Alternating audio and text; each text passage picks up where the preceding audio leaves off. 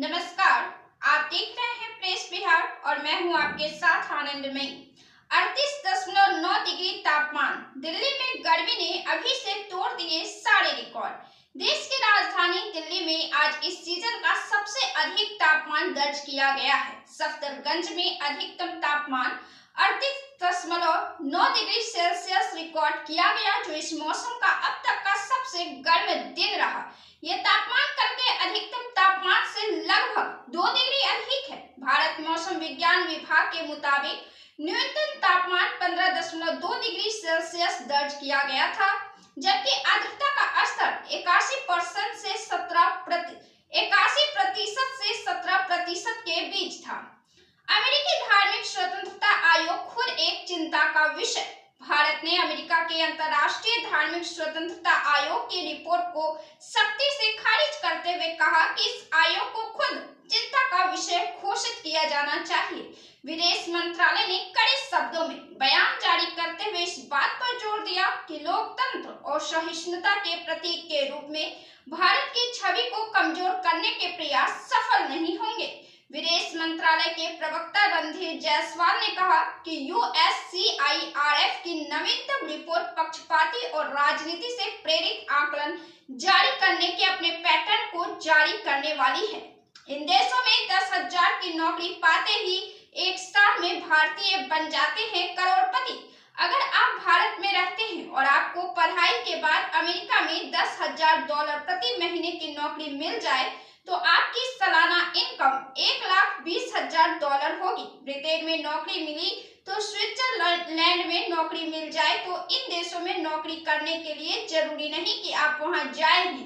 आजकल work from home facility वाली नौकरियां भी मिल रही हैं, खास तौर से content writers, graphic designers, web development और IT सेक्टर में आप भारत में रहते हुए भी इन विदेशी कंपनियों में नौकरी पा सकते हैं और करोड़ों में साल का पैसा कमा सकते हैं। चीन से कर्ज के लिए हर शर्त को मानने के लिए तैयार है मोहम्मद यूनुस। बांग्लादेश के अंतरिम सरकार के मुख्य सलाहकार मोहम्मद यूनुस जल्द ही चीन के राष्ट्रपति शी जिनपिंग से मुलाकात करने वाले हैं। मोहम्मद यूनुस भी जिनपिंग से मुलाकात को लेकर कई तरह की अटकलें लगाई जा रही है। जिनपिंग से मुलाकात का सबसे बड़ा कारण चीन से बांग्लादेश में भारी निवेश और कर्ज हासिल करना है। बांग्लादेशी मीडिया रिपोर्ट्स के मुताबिक यूनुस और जिनपिंग के बीच होने वाली उच्च स्तरीय बैठक में कारोबार और निवेश को बढ़ाने पर बात की जाएगी। इसके अतिरिक्त मोहम्मद यूनुस चीन की बड़ी कंपनियों के प्रतिनिधियों के साथ 4 अलग-अलग बैठक भी करेंगे। इसका उद्देश्य बांग्लादेश में चीन के निवेश को बढ़ाना होगा। पक्षपातपूर्ण USCIRF चला रहा एजेंडा। भारत में रह रहे अल्पसंख्यकों को लेकर US commission of international religious freedom की रिपोर्ट को भारत ने पक्षपातपूर्ण और राजनीति से प्रेरित बताया है। विदेश मंत्रालय के प्रवक्ता रणधीर जायसवाल ने कहा कि USCIRF की धार्मिक स्वतंत्रता के लिए चिंतित नजर नहीं आ रहा, बल्कि कुछ घटनाओं को गलत तरह से दिखाकर भारत की प्रतिष्ठा को चोट पहुंचाने की कोशिश कर रहा है। उन्होंने कहा कि इसे लेकर USCIRF पर चिंता करने की जरूरत है कि वो क्या कर रहा है। कौन है व्लादिमीर पुतिन के दोस्त जिन्होंने 7वीं बार राष्ट्रपति पद की ली शपथ? बेलारूस के राष्ट्रपति अलेक्जेंडर लुकाशेंको ने पिछले ही सप्ताह में अपने 3 दशक पूरे किए हैं और उन्होंने 26 जनवरी को हुए चुनाव को अपने राजनीतिक विरोधियों के लिए एक करारा तमाशा करार दिया है। वहीं बेलारूस के चुनाव आयोग ने घोषणा की कि लुकाशेंको ने करीब 87% वोटों के साथ चुनाव में जीत हासिल की है। बता दें कि राष्ट्रपति चुनाव में उनके सामने 4 प्रतीकात्मक उम्मीदवार खड़े थे, जो लुकाशेंको के वफादार व्यक्ति माने जाते थे और जिन्होंने देश में लुकाशेंको के शासन की खुद प्रशंसा भी की है। नेताओं पर व्यंग करना या उनका मजाक उड़ाना क्या अपराध है? पिछले दिनों नया भारत नाम से YouTube पर आया उनका शो काफी वायरल हुआ। इस वीडियो में उन्होंने गाने, चुटकुले और व्यंगों के माध्यम से राजनेताओं पर चुटकी थी, लेकिन महाराष्ट्र के उप मुख्यमंत्री एकनाथ शिंदे को लेकर उनका गाना विवाद का विषय बन गया। इस शिंदे गुट के शिव सैनिकों ने इस पर हिंसक प्रतिक्रिया दी। क्या कॉमेडियन कुणाल कामला ने अपनी हदें पार कर दी? क्या उनका हास्य व्यंग्यात्मक नहीं बल्कि अपमानजनक है? क्या राजनीति पर मजाक करना, व्यंग करना या उपहास करना अपराध है? ये और इसी तरह कुछ सवाल इस समय चर्चा का विषय बने हुए हैं। बीबीसी में छपे आलेख के संदर्भ से आप कुछ कहते हैं और दूसरा व्यक्ति उस पर हिंसक प्रतिक्रिया करता है, यह बहुत गंभीर बात है। यह भी देखा गया कि जब स्टूडियो में तोड़फोड़ की जा रही थी तो पुलिस वहीं मौजूद थी। यह ऐसी स्थिति है जहां किसी बात का डर नहीं रह जाता। जब कानून व्यवस्था बनाए रखने के लिए जिम्मेदार पार्टी के लोग ही ऐसी हरकतें करते हैं तो स्थिति और भी भयावह हो जाती है। हरभजन सिंह ने किया क्या वादा? ताजा बहस एक यूजर के उस वीडियो के सामने आने के बाद शुरू हो चुकी है जिसमें वह क्रिकेट प्रबंधकों से हिंदी कमेंट्री का स्तर सुधारने की बात कर रहे हैं। ये वीडियो इतना वायरल हुआ कि आईपीएल में कमेंट्री करने वाले पूर्व क्रिकेटर हरभजन सिंह ने भी इसका संज्ञान लिया। हरभजन सिंह ने वादा किया कि वे इस पर काम करेंगे। 32 किस्म के पेड़ विरासत वृक्ष घोषित। बिहार में जैव विविधता संरक्षण की बड़ी पहल। बिहार के 4 जिलों मुंगेर, भागलपुर, जमुई और बक्सर में 11 विशिष्ट प्रजातियों के वृक्षों की पहचान की गई है। इनमें पीपल, पाकर, बरगद, नीम, कनक, चंपा, इमली, सेमल और महुआ जैसे वृक्ष शामिल हैं। इन वृक्षों से संबंधित विस्तृत आलेख तैयार किए जा रहे हैं जिनमें उनकी ऐतिहासिक, भौगोलिक और पर्यावरणीय महत्ता का वर्णन किया जाएगा। बिहार राज्य जैव विविधता बोर्ड के उप निदेशक मिहिर झा ने बताया कि अब तक राज्य के 4 जिलों से 32 वृक्षों को विरासत वृक्ष के रूप में शामिल किया गया है। इनमें इनकी अधिकतम आयु 150 वर्ष तक आंकी गई है। सीसीटीवी की मदद से 141.85 करोड़ की चालान वसूली। बिहार के 4 प्रमुख शहरों पटना, बिहारशरीफ, भागलपुर और मुजफ्फरपुर में स्मार्ट सिटी योजना के तहत अत्याधुनिक सीसीटीवी निगरानी तंत्र स्थापित किया गया है।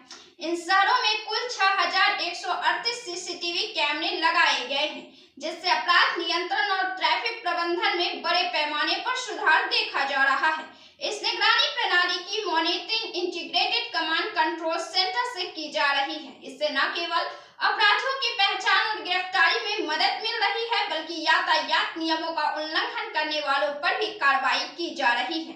141.85 करोड़ रुपए की चालान वसूली की गई है।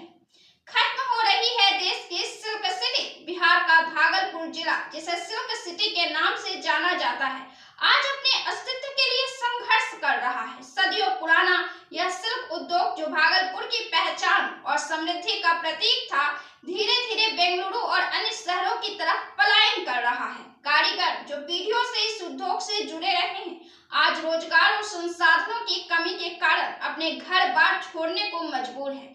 भागलपुर सिल्क उद्योग को बचाने के लिए सरकार द्वारा कई योजनाएं चलाई गई हैं, लेकिन वे जमीनी स्तर पर प्रभावी नहीं हो सकी है। कारीगरों का कहना है कि सस्ते कच्चे माल की व्यवस्था नहीं की गई, जिससे उनकी उत्पाद लागत बढ़ गई। तकनीकी प्रशिक्षण और आधुनिक मशीनों की सुविधा नहीं मिली, जिससे वे प्रतिस्पर्धा में पिछड़ गए। स्थानीयों का कहना है कि अगर सरकार इस उद्योग को बचाने के लिए ठोस कदम नहीं उठाती तो जल्द ही यह ऐतिहासिक धरोहर पूरी तरह से खत्म हो सकती है। पटना में बने एक घरों की होगी अब जांच। शहर में नक्शे और नियमों के अनुरूप इमारतों का निर्माण हुआ है या नहीं, सरकार इसकी जांच कराएगी। इसमें देखा जाएगा कि फर्श क्षेत्र अनुपात का उल्लंघन तो नहीं हुआ। सबसे पहले सगुना मोड़ से दानापुर स्टेशन तक बने भवनों की इस मानक पर जांच की जाएगी। नियमों का उल्लंघन पाए जाने पर सख्त कार्रवाई होगी। पटना में 14 यूनिट वेडिंग जोन का निर्माण किया गया है। कदमकुआ वेडिंग जोन में 229 दुकानदारों को जगह दी गई है। पटना में 15 दिनों में नए वेडिंग जोन के लिए स्थल चिन्हित करने का निर्देश दिया गया है। पंजाब में सभी को मिलेगी 10 लाख तक कैशलेस इलाज की सुविधा। वित्त मंत्री हरपाल चीमा ने कहा, बेहतर स्वास्थ्य बीमा स्कीम के तहत पंजाब सरकार ने 778 करोड़ रुपए आवंटित किया है। पंजाब के वित्त मंत्री हरपाल सिंह चीमा ने साल 2025 से 26 के लिए 2,36,080 करोड़ रुपए का बजट पेश किया है। पंजाब के लोग सरकारी और निजी अस्पतालों में 10 लाख रुपए तक कैशलेस इलाज का लाभ उठा सके। वित्त मंत्री ने कहा कि भगवंत मान सरकार ने आर्थिक पक्ष से कमजोर पंजाब के आर्थिक पक्ष को मजबूत करने का काम किया है। पंजाब प्रति व्यक्ति आय के मामले में देश में 15वें स्थान पर पहुंच गया है। 28 महीने में 56 लाख से ज्यादा शिकायतों का निपटारा।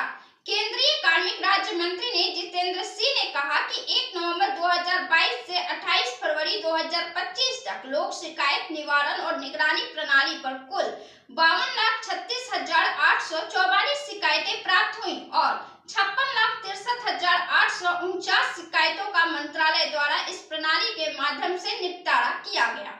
राजस्थान हाईकोर्ट को 4 नए जज मिलेंगे। राजस्थान हाईकोर्ट को 4 नए न्यायाधीश मिले हैं। सुप्रीम कोर्ट कॉलेजियम की सिफारिशों की केंद्र सरकार ने मंजूरी दे दी है।